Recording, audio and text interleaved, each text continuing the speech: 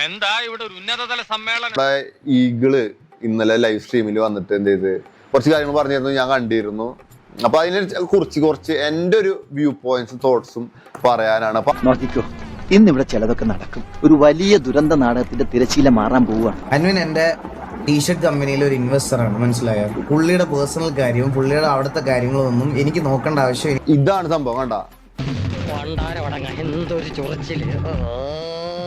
Eagle എന്നെ മുന്നേ ഒരു സ്ട്രീമില് അൻവിനെ കുറിച്ച് പറഞ്ഞിരുന്നു. ആള് എന്റെ ഒരു ടീഷർട്ട് കമ്പനിയുടെ ഇൻവെസ്റ്റർ ആണ് എന്ന് ഈഗിൾ എന്നെ റിവീൽ ചെയ്തിട്ടുണ്ട്. എന്തെങ്കിലും ഒരു കാരണം കിട്ടിയ ഉടനെ തുടങ്ങും. മേട്ടുക്കുളത്തുനിന്ന് ബൈസൺ വാലിയിലേക്ക് ലെഫ്റ്റും റൈറ്റും. ഈ അൻവി എന്ന് പറഞ്ഞ ആള് ഇപ്പൊ ഒരു സ്കാമർ ആയിട്ടാണ് കാണുന്നത്. ആള് സ്കാം ചെയ്ത പൈസ നേരെ ഇതില് ഇൻവെസ്റ്റർ ആണ് ഈഗിൾ എന്നെ റിവീൽ ചെയ്തിട്ടുണ്ട്. നിങ്ങൾ കണ്ടോ, apply for the name approval already obtained. ഇത് മാത്രമാണ് എന്റെ കമ്പനിക്ക് വേണ്ടി എനിക്ക് കിട്ടിയത്. ഒരു രജിസ്ട്രേഷൻ തീരാത്ത കമ്പനിയുടെ ഇൻവെസ്റ്റ്മെന്റ് ഞാൻ എങ്ങനെയാണ് എടുക്കുന്നത്? എന്താ ഉറക്കം വരുന്നു. ഒരു 6-6 അടി ആഴത്തിൽ നമുക്ക് ഒരു കുഴി എടുക്കണം.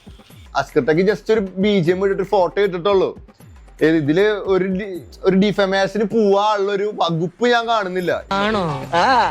ഇറ പറയുന്ന നിനക്കില്ലേലും കേൾക്കുന്ന എനിക്കില്ലടാ ഒരു ചളുപ്പ്.